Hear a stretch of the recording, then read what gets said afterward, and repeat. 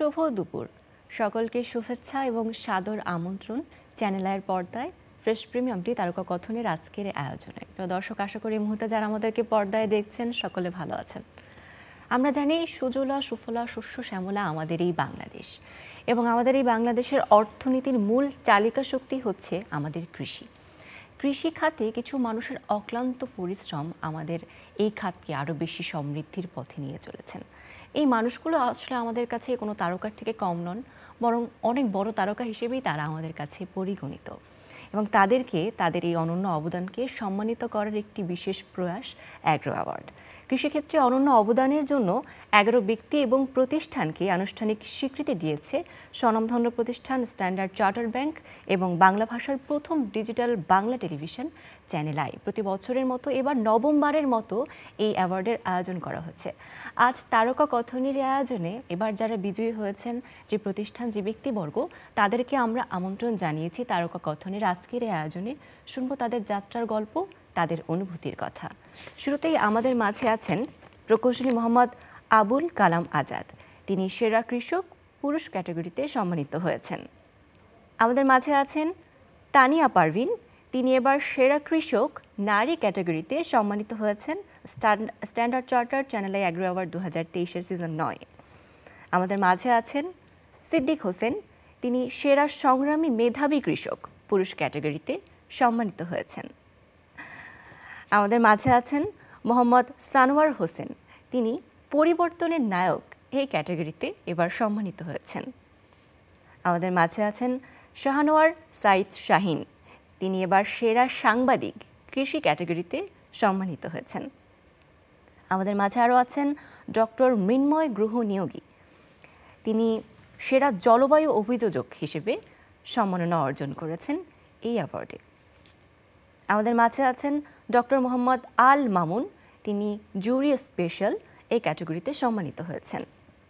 আমাদের মাঝে আছেন একজন বিশেষ ব্যক্তি। মূলত এই ক্যাটাগরি একটি প্রতিষ্ঠানকে প্রদান করা হয় সেরা কৃষি রপ্তানিকারক হিসেবে প্রাণ ডেইরি লিমিটেড এই সম্মাননাটি অর্জন করেছেন, এবং তাদের প্রতিনিধি হিসেবে আজ আমাদের মাঝে প্রাণ আরএফএল গ্রুপের কর্পোরেট ফিন্যান্স পরিচালক উজমা চৌধুরী আমাদের মাঝে আছেন। এবং আমাদের মাঝে আছেন অধ্যাপক ডক্টর এম এ সাত্তার মণ্ডল। তিনি এবার আজীবন সম্মাননায় ভূষিত হয়েছেন এই বিশেষ অ্যাওয়ার্ড 2023-এ। আপনাদের সকলকে অনেক অনেক শুভেচ্ছা এবং অভিনন্দন। এবং আরও দুজন আসলে আজ আমাদের মাঝে অনুপস্থিত আছেন, আমরা খুবই আন্তরিকভাবে দুঃখিত। আমাদের মাঝে উপস্থিত নেই এই মুহূর্তে সাবিত্রী বিশ্বাস। তিনি এবার সেরা সংগ্রামী মেধাবী কৃষক নারী ক্যাটাগরিতে সম্মানিত হয়েছেন। তার প্রতিও আমাদের অনেক অনেক অভিনন্দন এবং শুভেচ্ছা। এবং আরেকটি বিশেষ প্রতিষ্ঠান সেরা কৃষি প্রতিষ্ঠান হিসেবে এবার সম্মানিত হয়েছেন আই ফার্মার লিমিটেড। তাদের প্রতিও আমাদের শুভেচ্ছা এবং অভিনন্দন। আমরা শুরুতে ছোট্ট করে অভিনন্দন তো জানিয়েছি, এবং অভিনন্দন জানানোর সাথে সাথে আরেকটি প্রশ্ন চলে আসে যে অনুভূতির জায়গাটা কি। বিশেষ করে এটি ভীষণ বিশেষ একটি জায়গা সম্মাননা অর্জনের ক্ষেত্রে। কৃষি ক্ষেত্র বা কৃষি খাত আমাদের একদম প্রাণের জায়গা, শেকড়ের জায়গা। শুরুতেই আমরা যদি প্রকৌশলী মোহাম্মদ আবুল কালাম আজাদের কাছে শুনতে চাই যে এই অ্যাওয়ার্ড পাওয়ার পর তার অনুভূতিটা কেমন হয়েছিল। এই অ্যাওয়ার্ড পাওয়ার পরে আসলে আমার খুবই ভালো লাগছে, যে এতটাই ভালো লাগছে এটা আসলে ভাষা দিয়ে আমি প্রকাশ করতে পারতেছি না। যে চ্যানেল আই এবং স্ট্যান্ডার্ড চার্টার ব্যাংক তারা আমাকে যে এই সম্মাননা দিয়েছেন, এই জন্য আসলে আমি খুবই আনন্দিত। এবং অ্যাওয়ার্ডটি যখন পেলেন, এই খবরটিও নিশ্চয়ই আপনার কাছে এসেছে। শুরুতে কে দিয়েছিল বা কিভাবে জানতে পারলেন? এই নিউজটি সর্বপ্রথম আমাকে শাইখ সিরাজ স্যার জানিয়েছিলেন আর কি। আমার পছন্দের মানুষ। আসলে দীর্ঘদিন যাবৎ ওনার অনুষ্ঠান ফিজিক্যালি আসলে ওনাকে আগে দেখার সুযোগ হয় নাই, কিন্তু যখন উনি আমার এই চ্যানেলে একটা প্রোগ্রাম করলো আমার ওখানে, তারপর ওনাকে ফিজিক্যালি দেখলাম। আর যখন উনি আমাকে এই অ্যাওয়ার্ড উইনের সংবাদটা জানালেন, আসলে আমার আনন্দ ধরে রাখতে পারতেছিলাম না আর কি। তাকে সামনাসামনি দেখা এবং সেই সাথে কৃষি খাতে যে নক্ষত্ররা আছেন সকলেই নিশ্চয়ই ছিলেন ওখানে, তো সবকিছু দেখে আসলে কেমন মনে হলো? হ্যাঁ, আসলে খুবই ভালো লাগলো, এবং আমি আসলে কখনো চিন্তাও করি নাই যে এইরকম একটা সম্মাননা আমি পাবো, একটা জাতীয় পুরস্কারে ভূষিত হব, এটা আসলে আমার আগে ধারণা ছিল না। এই জন্য আসলে আমি খুবই আনন্দিত। অনেক ধন্যবাদ আপনাকে। আমাদের মাঝের পাশে আছেন তানিয়া পারভিন, তিনি এবার সেরা কৃষক নারী ক্যাটাগরি, খুবই বিশেষ একটি জায়গা, বিশেষ একটি ক্ষেত্র, সেখানে তিনি সম্মানিত হয়েছেন। তার কাছে আমরা ছোট্ট করে অনুভূতিটা শুনতে চাই। আসসালামু আলাইকুম। আমি একজন নারী। যখন আমি মাঝে মাঝে টিভিতে দেখতাম বিভিন্ন এই ধরনের অ্যাওয়ার্ড প্রোগ্রামগুলি, এবং আমি ছোট আকারে কাজ শুরু করি, কিন্তু কল্পনা করতাম আমি কি কখনো এমন একটি জায়গায় যেতে পারবো কি না, কখনো আমি পুরস্কার পাবো কি না। হ্যাঁ, এই ধরনের একটা পরিকল্পনা করতাম। তো আল্লাহর অশেষ রহমতে আমি কাজ নিয়ে এগিয়ে গিয়েছি, আমি অ্যাওয়ার্ড পেয়েছি। এই যে আমাদেরকে অ্যাওয়ার্ডগুলো দেওয়া হচ্ছে, এই যে আমাদের একটা অনুপ্রেরণা জাগাচ্ছে যে কাজের অগ্রসরের জন্য, এই অনুপ্রেরণার মাধ্যমে মানে আমাদের কাজটা আরও বেশি অগ্রসর করতে অবশ্যই পারবো।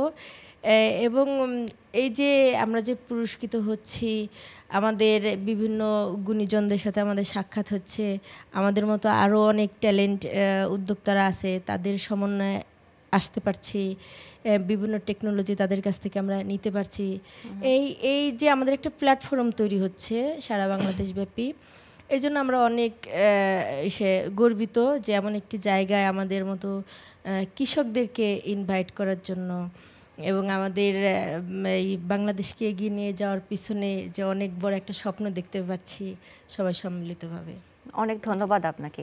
পরবর্তীতে আমরা কথা শুনবো সিদ্দিক হোসেনের কাছে। তিনি এবার সেরা সংগ্রামী মেধাবী কৃষক পুরুষ ক্যাটাগরিতে সম্মানিত হয়েছেন। অনুভূতি কি? আসসালামু আলাইকুম।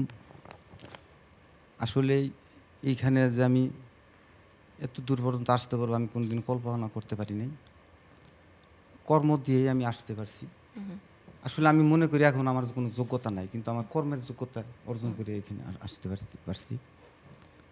প্রথম শাইখা স্যার আমার বাড়িতে গেল, আমার এই প্রজেক্টটা দেখলো, দেখার পর উনি সারা বাংলাদেশে এই টকবুরিতে আমার একটা সাড়া ফেলেল। আসলেই ব্যর্থতাই সফলতা, বারবার হোঁচট খেয়েছি, যার কারণে আমি এতটুকু পর্যন্ত আসতে পেরেছি। যদি ব্যর্থ না হতাম তাহলে আমার মনে একটু অনুভূতি হতো না।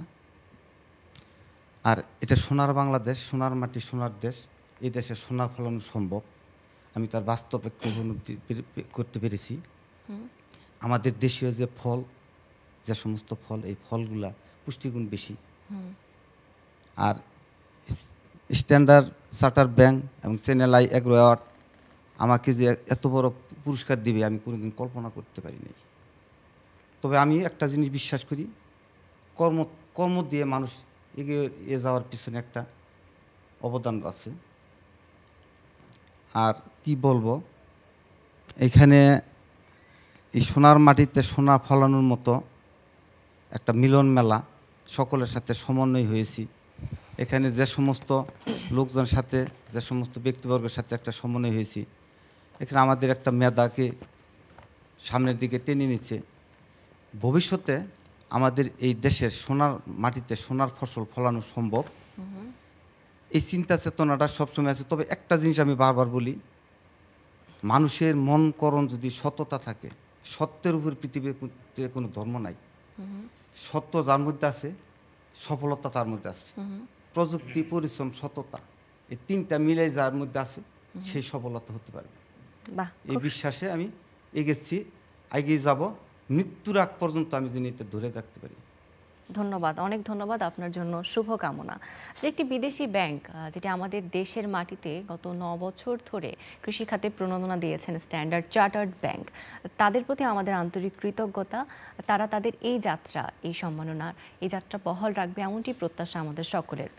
আমরা এই মুহূর্তে যেতে চাই মোহাম্মদ সানোয়ার হোসেনের কাছে। তার কাছে শুনতে চাই তার পরিবর্তনের গল্পটা, যাকে আমরা জানি পরিবর্তনের নায়ক হিসেবে। আসলে আমি কৃষিটাকে এমনভাবে ভালোবাসি যে কৃষিটাই আমার ধ্যান জ্ঞান। আমি এক সময় শিক্ষকতা করতাম। শিক্ষকতা করতে যেয়ে দেখি যে অধিক লোকের কর্মসংস্থান করাটা বড় কঠিন ব্যাপার। তখন আমি চিন্তা ভাবনা করলাম কোন পেশাটায় অধিক লোকের কর্মসংস্থান করা যাবে। তখন আমি একটা জিনিস দেখলাম যে আমাদের দেশের যে মাটি, আমাদের দেশের যে আবহাওয়া, এত সুন্দর মাটি, এত সোনার মাটি পৃথিবীর অন্য কোনো দেশে নাই। এই মাটিতে যেখানে যে ফসল উৎপাদন করতে চাই সেই ফসল উৎপাদন করা যায়। তাহলে এই উৎপাদনের খাতে যদি আমাদের দেশের তরুণ এবং যুবকদের আমি আত্মনিয়োগ করাইতে পারি, তখন দেশটা সোনার ফসল ভরে উঠবে। এই থিমটা মাথায় রেখে আমি বিভিন্ন ধরনের ফসল উৎপাদন করা শুরু করি। আর এই ফসল উৎপাদন করতে যে আমি তরুণ এবং যুবকদেরকে এই কাজে বেশি আহ্বান করি, এবং আমার আহ্বানে সাড়া দিয়ে আমার এলাকার তরুণ এবং যুবক যারা আছে সবাই এখন কৃষিকে একটা সুন্দর পেশা হিসাবে বেছে নিয়েছে এবং উৎপাদন। কোন এলাকা? মধ্যপুর এলাকা, মধ্যপুর এলাকা, টাঙ্গাইলের মধ্যপুর। এবং মধ্যপুরের মাটিটা এমন একটা মাটি, সবাই জানে এখানে যে কোনো ফসল উৎপাদন করা যায়। এবং এটা তাছাড়া আপনার একটা জিনিস জানবেন যে মধ্যপুরে আনারস, এটা কিন্তু একটা বিখ্যাত জিনিস। শুধু আনারস না, যে কোনো ফসল ফলে। আর আমি একটা জিনিস এখন চিন্তা ভাবনা করি, আমাদের দেশের যে জনসংখ্যা, এই জনসংখ্যাকে যদি আমরা সঠিকভাবে কৃষিতে আত্মনিয়োগ করতে পারি, তাহলে পৃথিবীর মধ্যে আমরা সবচেয়ে শ্রেষ্ঠ উন্নত জাতি হিসেবে প্রতিষ্ঠিত হতে পারবো। এতে কোনো সন্দেহ নাই। কারণ আমার মাটি আছে, আমার মানুষ আছে, শুধু আমাদের একটা রাস্তা দেখানো দরকার।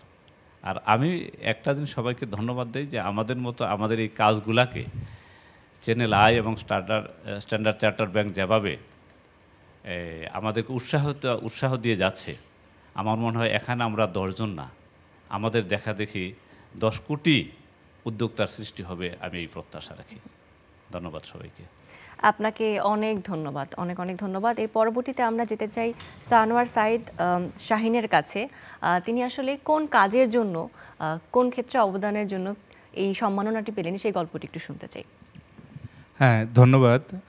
আমি মূলত গত 14 বছর ধরে সাংবাদিকতা করছি। প্রতিবেদন তৈরি করে থাকি কৃষি এবং কৃষকের পক্ষে, দেশের স্বার্থে। সেটিরই স্বীকৃতি গতকালকে পেলাম। খুবই আনন্দিত আমি। আনন্দিত এই কারণে যে পুরস্কার সবসময় দায়বদ্ধতার জায়গা তৈরি করে।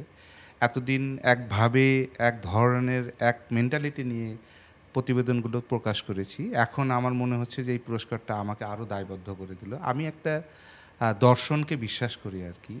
যখন আমি শুরুতে দেখলাম যে সাংবাদিকতায়, বিশেষ করে নিউজ পেপারে বিট ভিত্তিক কৃষি, শুধুমাত্র কৃষি নিয়ে প্রতিবেদন তৈরি করাটা এরকম জায়গার খুব কম, তো আমাকে আমার সাবেক হাউস, আমার প্রতিষ্ঠান সেই সুযোগটি করে দেয়। এবং আমি ধারাবাহিকভাবে কৃষির যে রূপান্তর হচ্ছে, কৃষির যে চ্যালেঞ্জগুলো আসছে, সেই চ্যালেঞ্জ প্রথাগত চ্যালেঞ্জ নয়, জলবায়ু পরিবর্তন কিংবা দাম পাচ্ছে না কৃষক, এইগুলো না। আমার প্রতিবেদনগুলো মূলত তথ্যভিত্তিক, টাইম সিরিজ তথ্যভিত্তিক ডাটা নিয়ে যে প্রতিবেদনগুলো করেছি, যেগুলো নীতি নির্ধারণ কিংবা কৃষকের স্বার্থে বড় ধরনের পরিবর্তন নেওয়া প্রয়োজন, সেইগুলোরই তাগিদ দিয়েছে আর কি। তো এই প্রতিবেদনগুলো আমাকে এই অ্যাওয়ার্ডের জন্য সুযোগ করে দিয়েছে আমার মনে হয়। পাশাপাশি যেটি আমি বলতে চাই যে আমি সবসময় যে দর্শনটি ধারণ করি সেটি হলো, আমার লেখা সবসময় কৃষকের পক্ষে থাকে আর কি। আমি ওইটাকে ধারণ করি, ওইটাকে মনোপ্রাণে বিশ্বাস করি। কারণ আমি আমার ডান পাশে যারা আছেন, আমার বাবাও ঠিক তাদের দলেরই লোক। আমার বাবা একজন সাচ্চা কৃষক। তিনি 80 সালে এক জমিতে 3টি ফসল ফলিয়েছেন। সো আপনি বুঝতেই পারছেন যে আমি ওই ফ্যামিলির সন্তান। তো সেখান থেকে বেড়ে ওঠার কারণে আমার কৃষকের প্রতি একটা দরদ আছে। আমি সাংবাদিকতায় পড়ালেখাও করিনি, আমার পড়ালেখাটাও ভিন্ন খাতের, অর্থনীতিতে পড়ালেখা করেছি, কিন্তু পেশা হিসেবে এটিকে বেছে নিয়েছি এবং সেখানে কৃষিকে নিয়ে কাজ করার প্রত্যয় নিয়েছি। এই চ্যালেঞ্জটি নিয়েছি। শুরুতে প্রচণ্ড চ্যালেঞ্জ ছিল, কারণ আপনি জানেন যে আমাদের প্রতিবেদন কিংবা লেখার জন্য তথ্যের বড় ধরনের ঘাটতি আছে, বড় ধরনের সমন্বয়হীনতা আছে। সেখান থেকে সত্য এবং প্রকৃত তথ্যটি বের করে আনাটা খুবই কঠিন কাজ। সেই কঠিন কাজটা আমি নিরবিচ্ছিন্নভাবে আমি বলি, আমার অনেকগুলো শিক্ষক আছেন, আমার অনেকগুলো মেন্টর আছেন, অনেকগুলা জায়গা আছে যাদের কাছ থেকে আমি এই সাহসগুলো পাই, এই যাচাই বাছাই করার সুযোগ পেয়েছি। আজকেও এখানে একজন আছেন আমার শ্রদ্ধেয় শিক্ষক সাত্তার মণ্ডল স্যার, আমার অনেক মানে প্রতিবেদনের ক্লিয়ারিফাই করার ক্ষেত্রে উনি অনেক সহযোগিতা করেন। আর বরাবরই তো আমি বাংলাদেশের কৃষি নিয়ে যারা কাজ করেন সাংবাদিকতায়, ওয়ান অফ দ্য মেন্টর আমার শাইখ সিরাজ স্যার। সো তার প্রতিবেদনগুলো দেখি, তিনি কিভাবে সমস্যাগুলো তুলে আনছেন এবং সেখান থেকে আমরা কি করতে পারি, সেই জায়গাগুলো আমাদেরকে অনুপ্রেরণা দেয়। তো এইভাবেই আমার এগিয়ে চলা, এইভাবেই আমি প্রতিবেদনগুলো তৈরি করে আসছি আর কি। বাহ, অনেক ধন্যবাদ আপনাকে। আপনি দেশ এবং দশের জন্য, মাটির জন্য যে কাজ করছেন, সে কাজের ধারা অব্যাহত থাকুক। পরবর্তীতে আমরা কথা শুনতে চাই ডক্টর মৃন্ময় গুহ নিয়োগী আপনার কাছে। আপনি কি নিয়ে কাজ করছেন, কেন কাজ করছেন, দর্শনবোধ সবকিছু নিয়ে জানতে চাই। আসলে বিষয়টা হলো যে আমি একজন গবেষক। আমি এই প্রশ্নের উত্তরটা দিতে যেয়ে আমি একটু পিছন ফিরে তাকাচ্ছি। 2021 সনে যখন আমি স্বাধীনতা পুরস্কার পাই, সেটা ছিল মঙ্গা গবেষণার উপরে একটা বেশ বিশাল বড় গবেষণা। ওই গবেষণার আলোকে এখন যেটা সারা দেশব্যাপী সবাই জানছেন যে মঙ্গা নেই, যেটা আমাদের একটা জাতীয় বিপর্যয় ছিল। সেই মঙ্গা নেই না থাকার পিছনে আমার কিছু অবদান আছে। সেই অবদানকে চিন্তা করেই যখন আমি এই পুরস্কারটা মাননীয় প্রধানমন্ত্রীর কাছ থেকে নিই, তখন মাননীয় প্রধানমন্ত্রী আমাকে বলেছিলেন যে আপনার কাছ থেকে আমি অনেক বড়, আরও বেশি গবেষণা আশা করছি। সেই কথাটা আমাকে অনেকটা স্ফুলিঙ্গের মতো কাজ করেছে। এরপরে আমি গত 1 যুগ ধরে দক্ষিণাঞ্চলে সমুদ্র উপকূলে কাজ করছি, গবেষণা করছি। আপনারা সবাই জানেন যে সমুদ্র উপকূলে সবচাইতে এখন জলবায়ু পরিবর্তন বা বিপর্যয়ে সবচেয়ে ক্ষতিগ্রস্ত এলাকা। সেখানে এখন শুষ্ক মৌসুমে ফসল ফলে না। প্রায় 4,39,000 হেক্টর জমি শুষ্ক মৌসুমে পতিত থাকছে। তো এই যে পতিত থাকার একটা বিশাল এরিয়া, এটা মাননীয় প্রধানমন্ত্রী বারবার বলছেন যে 1 ইঞ্চি জমিও ফেলে রাখা যাবে না। সেইখানে আমি মনে করছি যে এই জায়গাটাই যদি আমি গবেষণা করে দেশকে কিছু দিতে পারি, সেটাই হবে আমার প্রকৃত গবেষণার ফলাফল। সেই লক্ষ্যেই আমি কাজ করে করছি। এবং যে গবেষণাটা নিয়ে আমরা এই কাজটা করছি, যে শুষ্ক মৌসুমে এখন আমার এই গবেষণার বদৌলতে কৃষক এখন ওইখানে গম চাষ করছে, যেখানে পতিত জমিতে, লবণাক্ত জমিতে কোনো ফসল করতে পারে না, সেইখানে এখন তারা গম চাষ করছে এবং ফসল ফলাচ্ছে এবং ওখান থেকে আয় পাচ্ছে। সেইটা একটা উদাহরণ হিসেবে তৈরি হয়েছে। এখন আমি যেটা মনে করি যে এটা একটা প্রোভেন টেকনোলজি। সরকার এখন যদি এগিয়ে আসে, যারা বিভিন্ন সংস্থা আছে তারা যদি এগিয়ে আসে, এই প্রযুক্তিটা যদি তারা গ্রহণ করে, তাহলে আমি বিশ্বাস করি আমাদের দেশে যে বিশাল একটা গমের ঘাটতি আছে, প্রায় 4,39,000 হেক্টর জমি পতিত আছে, সেইখানে আমরা একটা ফসল ফলিয়ে এই দেশকে স্বনির্ভর করতে পারবো। এবং উপকূল অঞ্চলে যে আমাদের একটা বিশাল বিপর্যয় অবস্থা আছে জলবায়ু পরিবর্তনের কারণে, সেখান থেকে কৃষক ঘুরে দাঁড়াবে এবং একটা ফসলকে 2 ফসলি জমিতে রূপান্তরিত করতে পারবে। এটাই আমার গবেষণার মূল লক্ষ্য এবং এটাই আমি আমি অর্জন করেছি। বাহ, অসাধারণ। সত্যি বলতে তাই তো, আমাদের জলবায়ু খুবই দ্রুত পরিবর্তন হচ্ছে এবং তার প্রভাব আমাদের প্রকৃতিতে এখন স্পষ্ট দেখতে পাচ্ছি। খুব সময় উপযোগী একটি কাজ বা গবেষণা আপনি করছেন, আপনার জন্য অনেক অনেক অভিনন্দন এবং শুভেচ্ছা। পরবর্তীতে আমরা কথা শুনতে চাই ডক্টর মোহাম্মদ আল মামুনের কাছে। তিনি কোন ক্ষেত্র নিয়ে কাজ করছেন সেটা একটু জানতে চাই তার যাত্রার পথ। ধন্যবাদ। আমি বাংলাদেশ কৃষি বিশ্ববিদ্যালয়ের পশু পুষ্টি বিভাগের একজন প্রফেসর।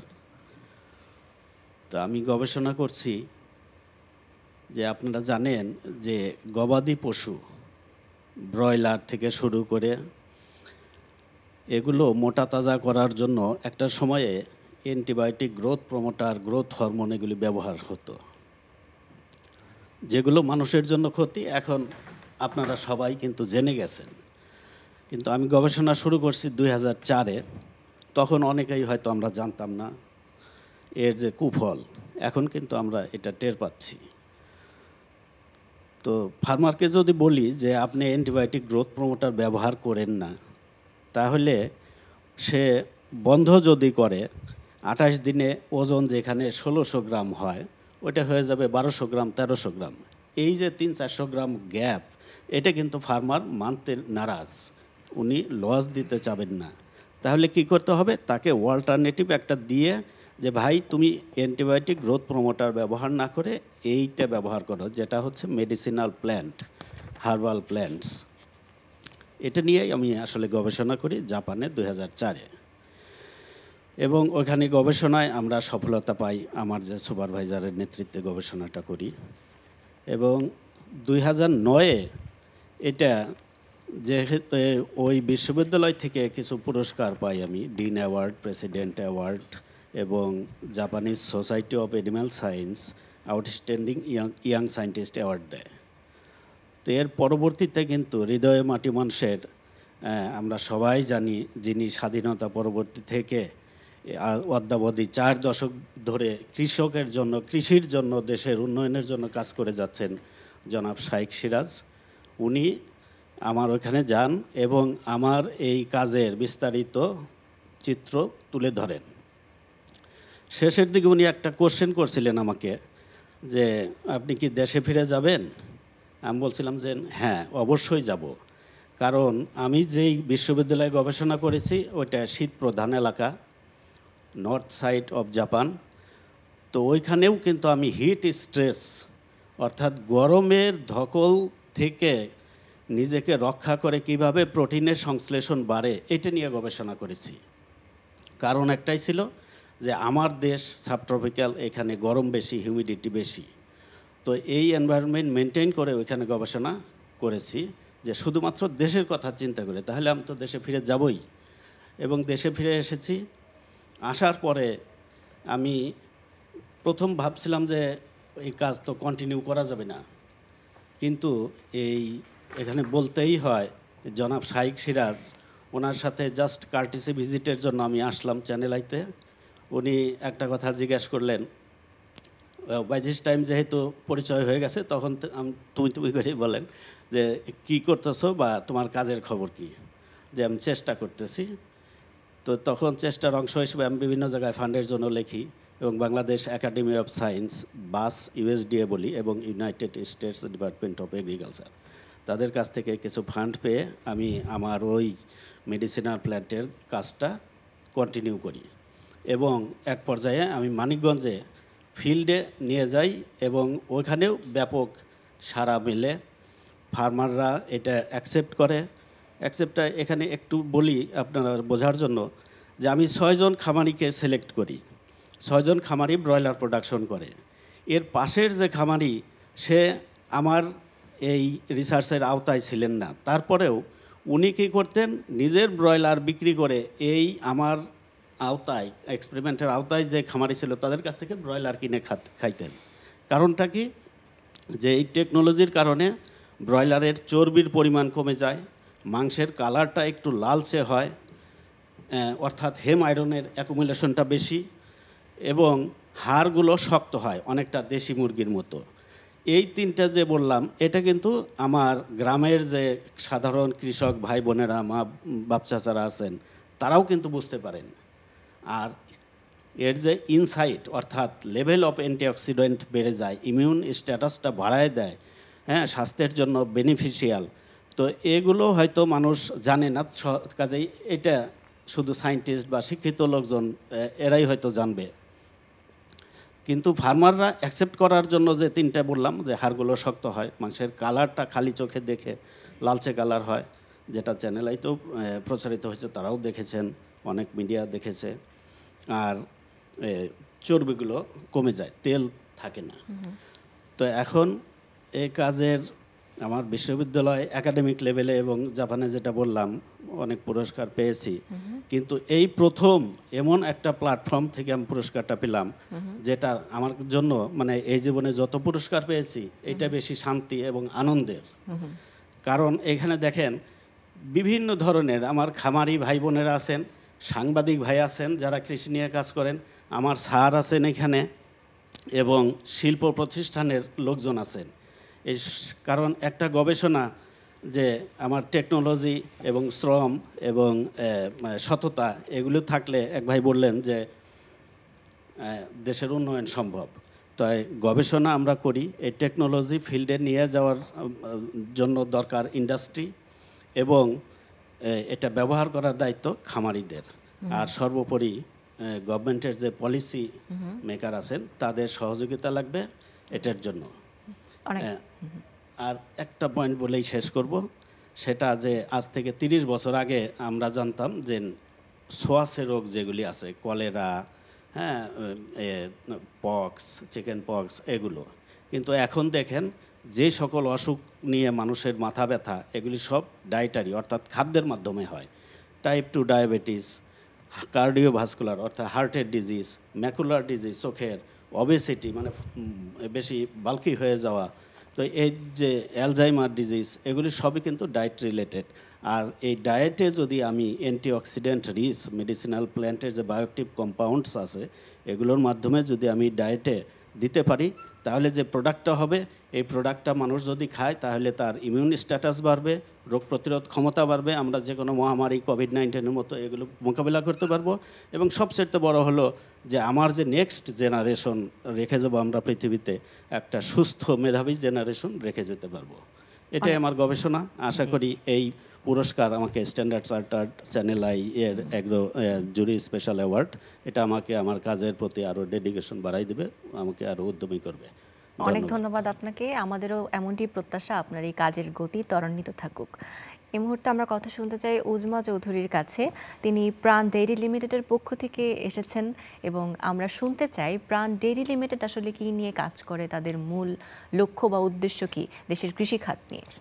আচ্ছা, প্রাণ ডেইরি লিমিটেড একটা কোম্পানি, যদিও নামে শুধু ডেইরি লেখা, কিন্তু এখানে আমরা frozen food, juice, confectionery, biscuit, আরও অনেক ধরনের ভ্যারাইটিস, চকলেট, এই ধরনের অনেক ধরনের পণ্য নিয়ে আমরা কাজ করি।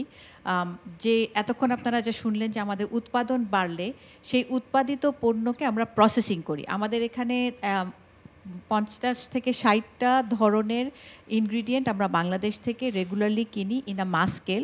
সেটাকে প্রসেস করে আমরা প্যাকেটজাত করে মানে শেলফ লাইফ বাড়িয়ে মানুষের কাছে পৌঁছে দিই।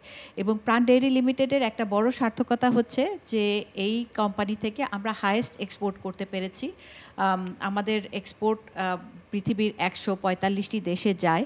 বাংলাদেশকে মানুষ চিনে এই পণ্য দিয়ে, এই পণ্য দেখেই মানুষ চিনতে পারে।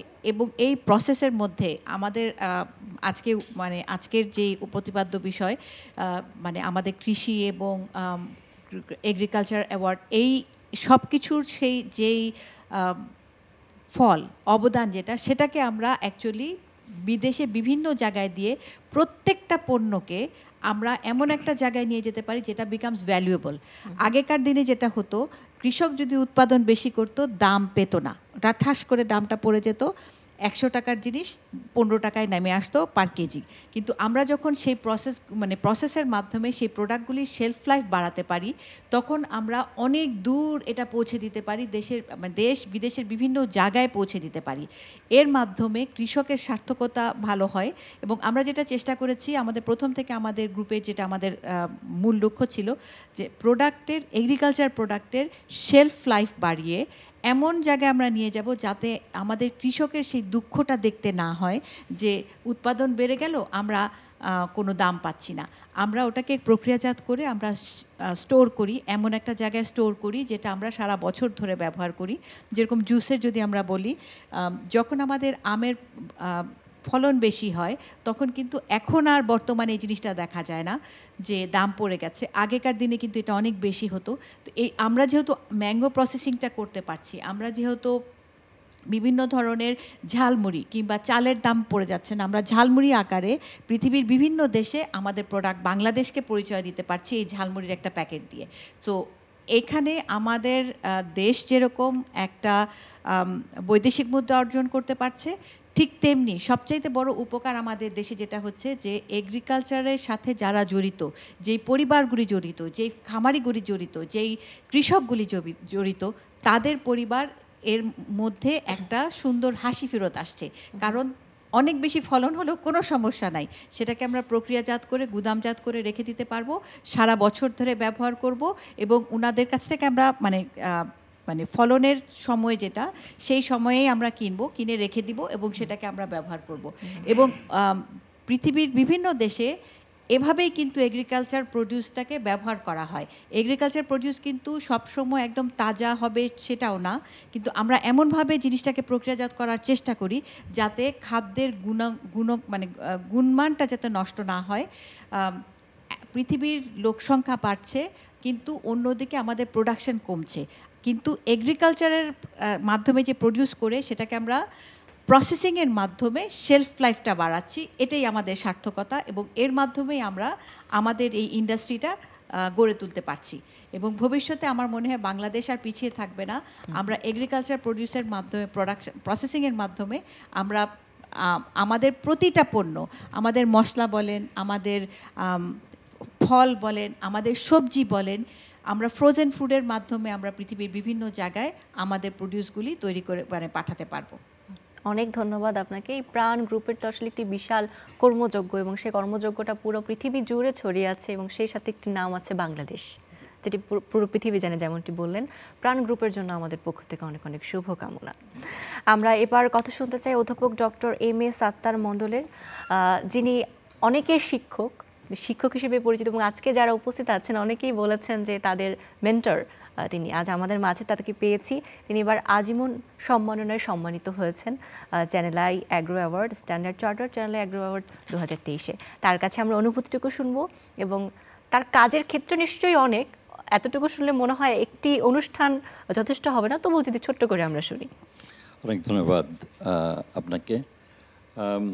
আমার প্রথম অনুভূতি হচ্ছে যে আমি একটি একক সত্তা, আজকে এখানে এসেছি, কিন্তু যখন এত বড় একটা সম্মাননা গতকাল আমাকে দেওয়া হয়েছে, এটার ভাগিদার এবং অংশীদার সমগ্র বাংলাদেশ, বাংলাদেশের বাইরে যাদের সঙ্গে কাজ করেছি, যারা আমার ছাত্র,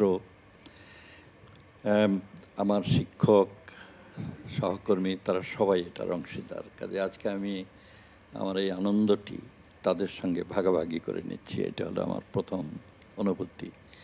আমার দ্বিতীয় অনুভূতি হচ্ছে যে নিঃসন্দেহে স্ট্যান্ডার্ড চার্টার্ড ব্যাংক এবং চ্যানেল আই দুটো প্রভাবশালী সংস্থা বাংলাদেশে কৃষিতে যারা আত্মনিয়োগ করেছেন তাদের প্রতি কৃতজ্ঞতা জানাচ্ছি। সবার আগে আমি আজকে স্মরণ করছি যে আমার পারিবারিক সূত্রে এই কৃষি, গ্রামোন্নয়ন, খাদ্য, সাধারণ মানুষ, এটি আমার রক্তের সঙ্গে মিশে আছে। আজকে 75 বছর বয়স আমার, আমি এরকম একটা আবহতেই জন্ম হয়েছে আমার। পরবর্তীকালে 60 বছরেরও বেশি সময় আমি এই বিষয়েই লেখাপড়া করেছি এবং পরে শত শত হাজার হাজার গ্র্যাজুয়েট তাদেরকে তৈরি করেছি। তারা আজ বড় বড় বিজ্ঞানী হয়েছে, প্রশাসক হয়েছে, তারা অনেকে কৃষি ব্যবসার সঙ্গে জড়িত হয়ে গেছে দেশে বিদেশে।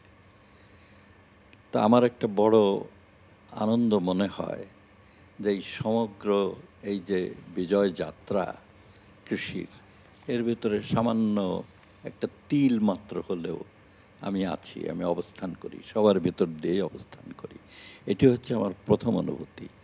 আজকে আমার প্রয়াত বাবা মা এবং আমার নিজের পরিবার, বিশেষ করে আমার প্রয়াত স্ত্রী, তাকে খুব স্মরণ করছি এই মুহূর্তে। এই মুহূর্তে আমার ছেলে মেয়ে, তাদের সন্তানাদি, ওরা প্রতিনিয়ত আমাকে একটা অনুপ্রেরণা জুগিয়ে যায়। আমার বাড়িটাই একটি মনে হয় ল্যাবরেটরির মতো। বাংলাদেশে 12টা জায়গাতে আমার সোশ্যাল ল্যাব আছে কৃষকদের সঙ্গে, প্রতিনিয়ত আমি যাচাই করি ওখানে কি হয়। কাজে ওদের সঙ্গেও আমি আজকে ভাগাভাগি করে নিচ্ছি আমাকে ঘটনা।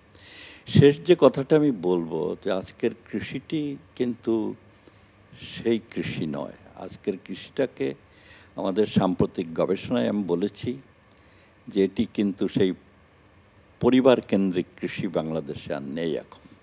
এটার প্রধান কারণ হচ্ছে পারিবারিক শ্রমের খুব অভাব। আমাদের সন্তানাদি, এমনকি দরিদ্র পরিবারের সন্তানাদিও কৃষিতে থাকছে না। মন খারাপ করার কোনো কারণ নাই, তারাও খুশি যে এই কঠিন কাজটাতে তাদের ছেলে মেয়েরা নেই। কিন্তু তাহলে কৃষি চালাচ্ছে কারা? চালাচ্ছে যন্ত্র একটা অংশ, এই সেচ ব্যবস্থা একটা অংশ, আজকে বীজ ব্যবসায়ী, আজকে প্রাণ গ্রুপ যারা উপকরণ দিচ্ছে, প্রাণ গ্রুপের মতো আরও কত অ্যাগ্রো বিজনেস কোম্পানি মেশিনারি দিচ্ছে, তারা সবাই মিলে একটা কৃষিকে তৈরি করেছে। এই কৃষিটার নাম হচ্ছে বাণিজ্যিক কৃষি। এবং আজকে কৃষি করবার জন্য কারো জমি থাকার দরকার নেই।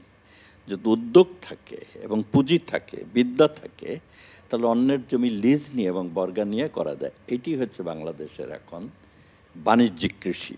আজকে আমি এই গবেষণাটা এই মুহূর্তে বাংলাদেশ উন্নয়ন গবেষণা প্রতিষ্ঠান, যেটাকে BIDS বলে, সেখানে তারা আমাকে এই বয়সে এসেও প্রফেসরিয়াল ফেলো নামে একটা পদ তৈরি করে আমাকে সেখানে নিযুক্তি দিয়েছে। আমি খুব আনন্দের সঙ্গে বিশাল এক গবেষণার ভেতরে এখন ঢুকেছি, যেটার ভেতরে আজকের যে বাণিজ্যিক কৃষিটা তৈরি হচ্ছে তার যারা খেলোয়াড় বা ইংরেজিতে যদি অ্যাক্টর বলি, তাহলে তারা কারা এবং আজকের কৃষিতে যে লাভটা বা ফিরতি হচ্ছে সেটা কে কতটুকু পাচ্ছে এই খেলোয়াড়রা, সেটা বোঝার দরকার। এটার নাম হচ্ছে কৃষি রূপান্তরের রাজনৈতিক অর্থনীতি। এই রাজনৈতিক অর্থনীতির গবেষণাটা খুব গুরুত্বপূর্ণ এখন এই মুহূর্তে। আমি সেই কাজটাও করছি, কাজেই আমি নিরন্তর এই কর্মযজ্ঞের ভিতরে আছি। এই যে যারা এখানে বললেন তারা বয়সে আমার চেয়ে ছোট বড়, সেটা বড় কথা না। ওনাদের বিচিত্র সব অভিজ্ঞতা, আমি ওনাদের পেছনে ঘুরি, আমি ওনাদের ভেতর থেকে অন্তর্দৃষ্টিটা নেবার চেষ্টা করি যে ঘটনাটা কি হচ্ছে, মানে সমস্যাটা কোথায়। এটি আমার এক আনন্দ। এবং কালকে যে আমি পুরস্কার বা সম্মাননা পেলাম, এটাতে আমার কাছে মনে হলো যে বয়স একটি সংখ্যা ছাড়া আর কিছুই না। আমার কাছে আর বয়স কোনো বিষয় মনে হয় না। এটা চলবে যতদিন আমি আছি, এটা চলবে, আমি সবাইকে বলছি। এবং এটা যদি কারোর জন্য অনুপ্রেরণা হয় আমি খুব খুশি হব, নিশ্চয় হওয়া উচিত। এটা চ্যানেল আই এবং স্ট্যান্ডার্ড চার্টার্ড ব্যাংকে আবারও আমি ধন্যবাদ জানাচ্ছি, কৃতজ্ঞতা জানাচ্ছি। অনেক ধন্যবাদ। আপনার মধ্যে যে উৎসাহ এবং উদ্দীপনা সেটি আমাদের সকলের মাঝে সঞ্চার হয়েছে এবং এটি অব্যাহত থাকুক, এই প্রত্যাশাটি আমাদের আজকে আয়োজনের সকলের মাঝে, সকলের মধ্যে আছে। প্রিয় দর্শক, এতক্ষণ আমরা Standard Chartered Channel I Agro award 2023 season 9-এর বিজয়ীদের কাছ থেকে শুনলাম তাদের অনুভূতির কথা, তাদের যাত্রার গল্প। এই মুহূর্তে আমরা আপনাদের সাথে একটি অডিও ভিজুয়াল দেখব, চলুন উপভোগ করি।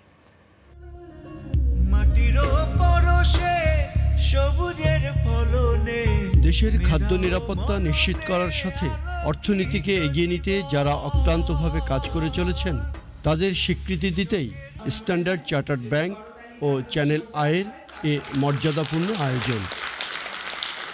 4 শতাধিক আবেদন থেকে বাছাই করে চূড়ান্তভাবে নির্বাচন করা হয় 11 ব্যক্তি ও প্রতিষ্ঠানকে।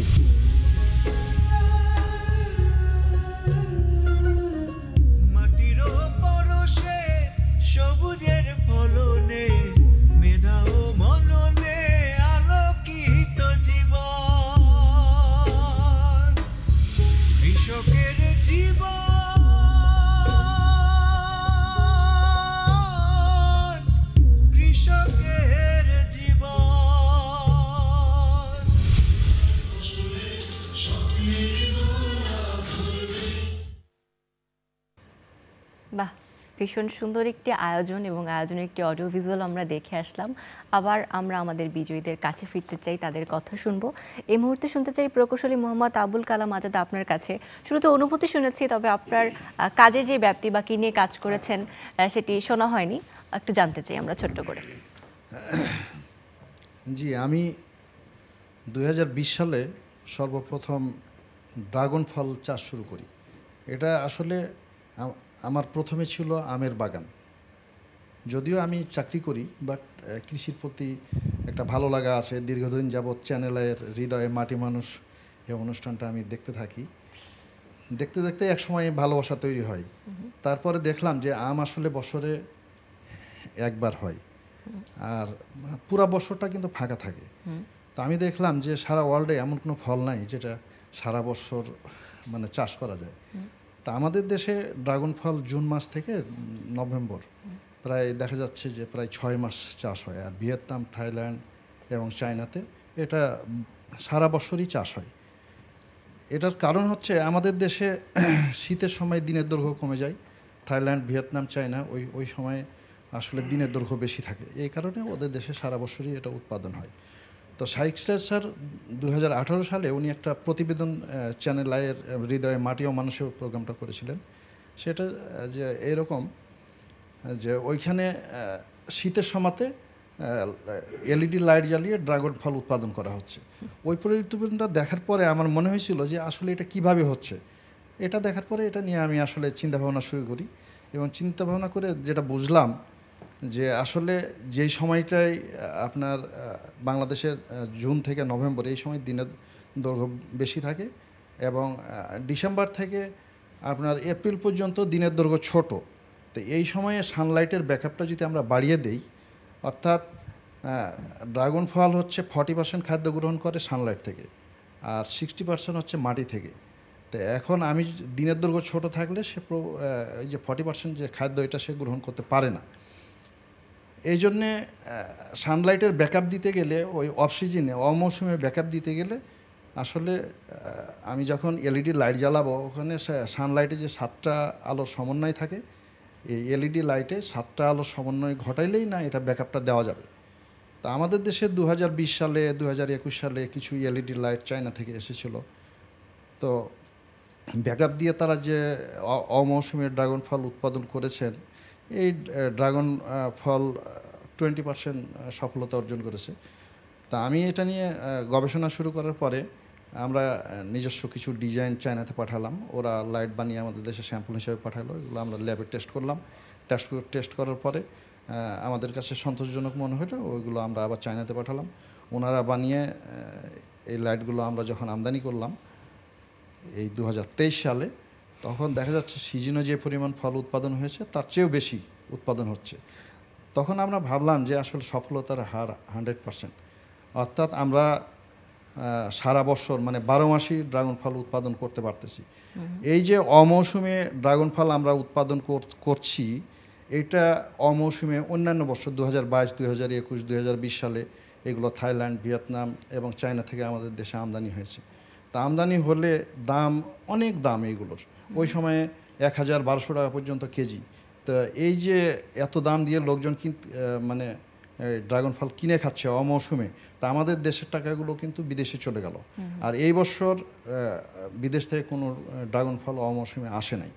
আমরা সর্বোচ্চ এই বছর বিক্রি হয়েছে 500 টাকা কেজি অমৌসুমে। তা আমি যদি এই লাইটিং টেকনোলজিটা বাংলাদেশে ইমপ্লিমেন্ট না করতাম, তাহলে কিন্তু গত বছরের মতো 1200 টাকা কেজি, 1000 টাকা কেজিতেই বিক্রি হইতো। তো এই ক্ষেত্রে আমি মনে করি যে একটা সফল টেকনোলজি বাংলাদেশে এটা ইমপ্লিমেন্ট করতে পেরেছি। এখন এটা দেখে সারা দেশ থেকে লোকজন যোগাযোগ করে, তারা কারিগরি সহায়তা চায়। আমি তাদেরকে এই কারিগরি সহায়তাগুলো দিয়ে যাচ্ছি। আগামী বছর হয়তো সারা দেশে এখন যে পরিমাণ, এই বছর যেহেতু কোনো ড্রাগন ফল আমদানি হয় নাই, আগামী বছরে যদি পুরো মৌসুমটাই সবাই না পারলেও যদি দেখা যাচ্ছে যে এই বছরের চেয়ে বেশি লোকজন এর টেকনোলজিটা ব্যবহার করতে পারে, তাহলে তারাও লাভবান হবে, দেশও লাভবান হবে। কারণ দেশের বৈদেশিক মুদ্রা সাশ্রয় হবে আমাদের দেশে। এবং আরেকটা জিনিস, কালকে মন্ত্রী মহোদয় উপস্থিত ছিলেন, আমি একটা সুপারিশ রাখছি যে ড্রাগন ফল আমাদের দেশে যখন উৎপন্ন হয় সিজনে ভরপুর মৌসুম থাকে, তখন দেখা যাচ্ছে যে এগুলো সংরক্ষণের জন্য কোনো ব্যবস্থা আমাদের দেশে নাই। যেমন টমেটো, কমলা, আপেল, এইগুলো সংরক্ষণের কিন্তু কোল্ড স্টোরেজ বিদেশে আছে, আমাদের দেশে নাই।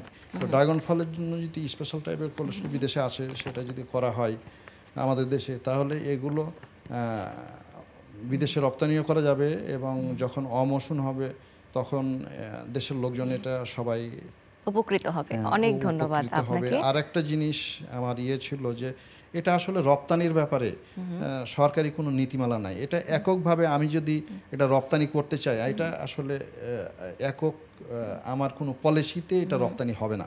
এই ব্যাপারে সরকারের উদ্যোগ দরকার। এইখানে যেমন প্রাণ আরএফএল আছে, বাংলাদেশে প্রচুর আম উৎপাদন হয়।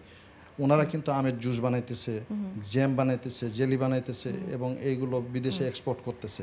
অবশ্যই। তো এখন ড্রাগনটা ইউরোপে কিন্তু অনেক দাম, ওখানে জুস চলে এবং প্রসেসিং আকারে এটা হচ্ছে, প্রসেসিং করা হচ্ছে। তো এখানে প্রাণ আরএফএলের মতো সকলের একটি সম্মিলিত উদ্যোগ আসলে দরকার হবে এবং উত্তরোত্তর এটি আরো বৃদ্ধি পাবে দরকার। এবং যেহেতু প্রাণ আরএফএলের ডাইরেক্টর মহোদয় আছে, ওনার কাছেও আমি একটা দাবির মতো থাকলো সেটি রাখবে যে ওনারাও যেন এটা নিয়ে একটু চিন্তা ভাবনা করে।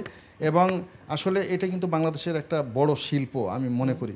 এটা যদি উদ্যোগ না নেওয়া হয় তাহলে এই শিল্পটা অন্য দেশে চলে যাবে। আপনাকে অনেক ধন্যবাদ জানাচ্ছি। আমরা পরবর্তীতে শুনতে চাই তানিয়া পারভিনের কথা। তিনি একজন সেরা কৃষক নারী এবং আপনার উদ্যোগটা নিয়ে আমরা জানতে চাই আপনি কি নিয়ে কাজ করছেন। আমি কাজ করছি ভার্মি কম্পোস্ট, ট্রাইকো কম্পোস্ট এবং মাশরুম নিয়ে কাজ করছি। আমার এই কাজে আসা মূলত আমার স্বামীর ব্যর্থতা থেকে। সে নিজে অনেকবার চেষ্টা করছে সফল হওয়ার জন্য, অনেক টাকা পয়সাও খরচ করে সে বিভিন্ন উদ্যোগ গ্রহণ করেছে, কোনোটাতেই সে কোনো সফল হতে পারেনি। তো একটা সময় আমার মনে হলো যে আমি কিছু একটা করে দেখি পারি কি না। তো আমাকে এনএটিপি প্রকল্প থেকে এগ্রিকালচারের 3টা রিং এবং 4টা টিন 200 গ্রাম কেঁচো আমাকে দেওয়া হয়। আমি 2009 সাল থেকে এগ্রিকালচারের এনএটিপি প্রকল্পের সাধারণ সম্পাদক হিসেবে কাজ করে আসছি। তো ওইটা থেকে আমি সার উৎপাদন শুরু করলাম, কৃষি অফিসের বিভিন্ন হেল্প আমি নিলাম। তারপরে আমি ইউটিউবে দেখি যে এটা নিয়ে মানুষ কাজ করছে, অবশ্যই কি আমি অগ্রসর হতে পারবো কিনা। ইভেন আমি নিজের সংসারের কাজটাই নিজে ঠিকমতো করতে পারি নাই। একটা সময় আমার কাজের লোক সবসময় ছিল, কিন্তু নিয়তির খেলা তো মানুষকে ওটা মানতেই হবে। তো আমি যে এইভাবে নিজের উদ্যোগে এইভাবে কাজ করে আসতে পারবো, এত দূর অগ্রসর হতে পারবো, এটা আমি কখনোই কল্পনা করিনি। আমার বাবা আমাকে বলেছে যে ও লাইফে কিছুই করতে পারো না, তুমি চলে আসো। তো আমি যাইনি, আমি এই কাজটা করেছি এবং আমার বাবা বলছে তোমার এই কষ্ট কিন্তু আমি সহ্য করতে পারবো না, তুমি যে কষ্টটা করো। আপনার উত্তরোত্তর সফলতা আসলে আমরা কামনা করি। আমি আমার বাবাকে বলেছি যে যেদিন আমি আমার লাইফে সফলতা অর্জন করতে পারবো সেদিন আপনি আমার বাড়িতে আসবেন, তার আগে আসার দরকার নাই। আমার কাজের দীর্ঘ 5 বছর পর আমার বাবা আমার বাড়িতে যখন আসে, তখন আমার বাড়িতে 20টা প্রতিষ্ঠানের সরকারি গাড়ি আমার বাড়ির সামনে দাঁড়ানো, আমার বাসায় এই ধরনের অনেক বড় একটা প্রোগ্রাম হচ্ছে। ওটা দেখে আমার বাবার চোখে পানি চলে আসছে, আসলে আমার মেয়ে এত বড় একটা সফলতা। আপনার এই কাজের ধারা এবং সফলতা আসলে উত্তরোত্তর বৃদ্ধি পাক এমনটি প্রত্যাশা আমাদের। আমরা পরবর্তীতে যেতে চাই সিদ্দিক হোসেনের কাছে। তিনি, আমরা যেমন বলেছিলাম যে তিনি বা সেরা সংগ্রামী মেধাবী কৃষক, তার সংগ্রামটা আসলে কি নিয়েছিল সেটা যদি একটু শুনি। আমি সংগ্রাম করেছি 2006 সালে বাউকুল চাষ করতাম, কিন্তু বাউকুল চাষ আমরা তো বাঙালি, হুজুগে বাঙালি, যে যেটার দিকে ঠিকই সেদিকে সেটার পাশে মেরে দিই। বাউকুল 10 টাকা কেজি হলো, তখন সারা বাংলাদেশে ঘুরি কি করা যায়। তখন মানুষের টকবুরির চাহিদা, তখন এই টকবুরি আমি এক জায়গায় থেকে কালেক্ট করছি। ওইখানে গেছিলাম যে আমি একটা সায়ন দেন, সে আমাকে দেয় নাই। আমি যে কোনো মাধ্যমে একটা হিন্দু বাড়ি থেকে একটা সায়ন, মাত্র একটি সায়ন আনছি, একটি সায়ন আই না আমি একটা বাগান করছি 2 একরে। আজ আমার এইখানে টকবরি সারা বাংলাদেশে আমি আলোড়ন সৃষ্টি করেছি। আমার আগে বাংলাদেশে কোথাও কেউ টকবরি আনতে পারে নাই, আমার আগে এত বড় বাগানও কেউ দিতে পারে নাই। আমি সর্বপ্রথম বাংলাদেশের টকবরিতে মেগে যাচ্ছি।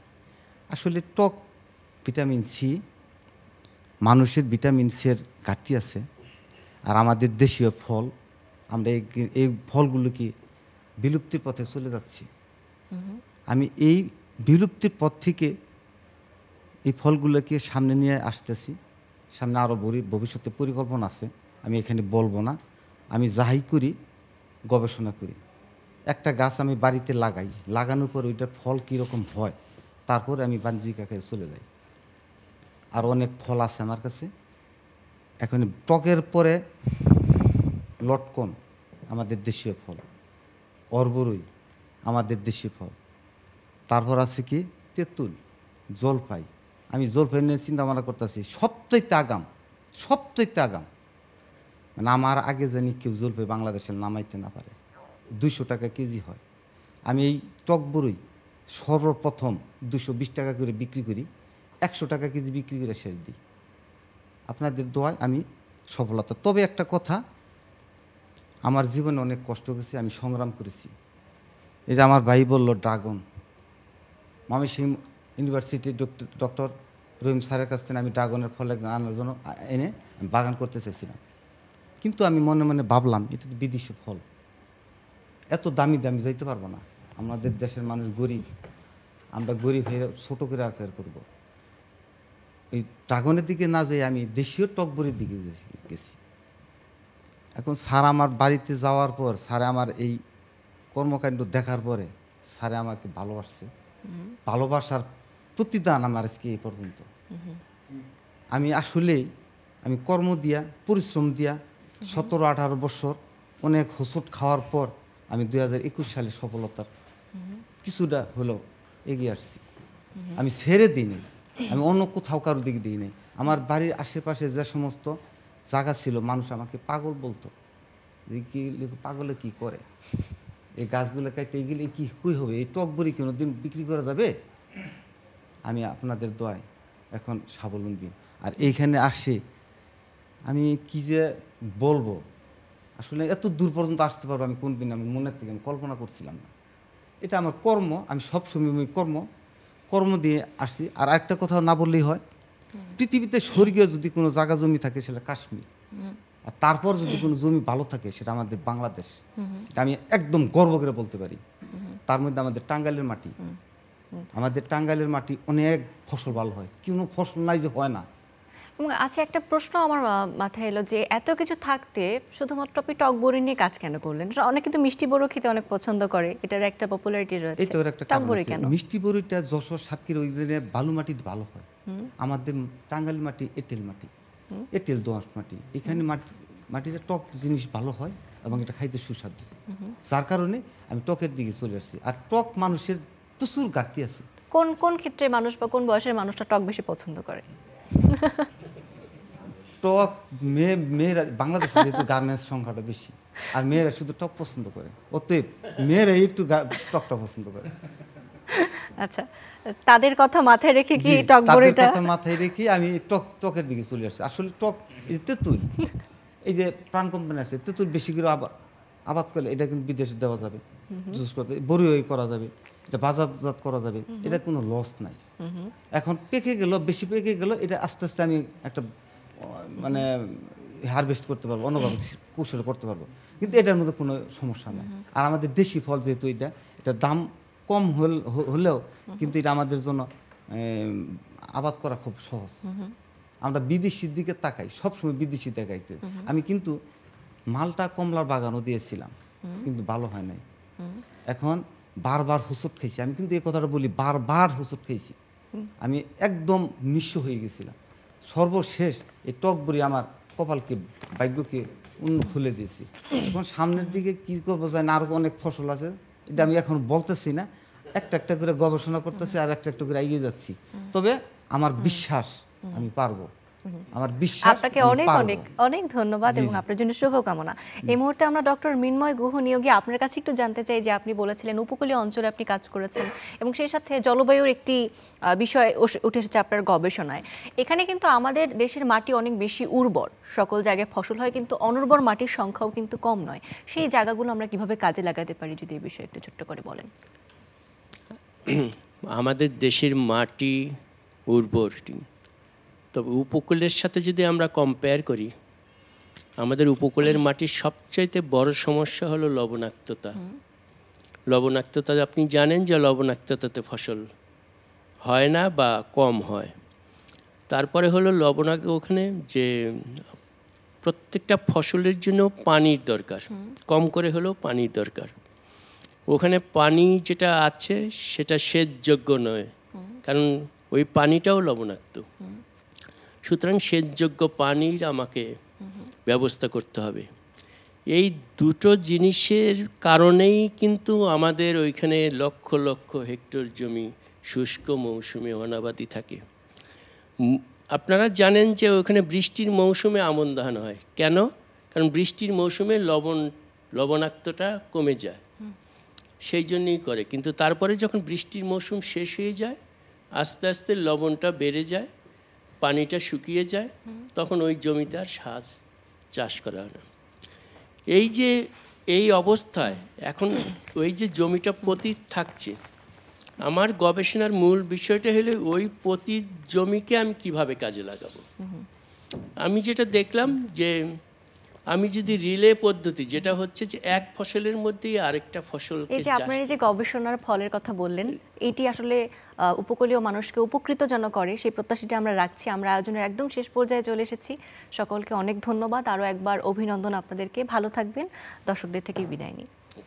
প্রিয় দর্শক, আজকের আয়োজন আশা করি ভালো লেগেছে। যারা কৃষি খাতে নিজেদের মতো অবদান রাখতে চান, ছাদ কৃষি সহ অন্যান্য ক্ষেত্রে, তাদের জন্য আমাদের শুভেচ্ছা। আজকের এই আয়োজন আপনাদের আশা করি ভালো লেগেছে এবং স্ট্যান্ডার্ড চার্টার্ড ব্যাংককে আমাদের পক্ষ থেকে অনেক অনেক ধন্যবাদ, অনেক কৃতজ্ঞতা জানাচ্ছি চ্যানেল আইকে। প্রিয় দর্শক, আজ এই পর্যন্তই। আশা করি সকলে ভালো থাকবেন, সুস্থ থাকবেন। আজকের আয়োজন থেকে এখানেই বিদায় নিচ্ছি।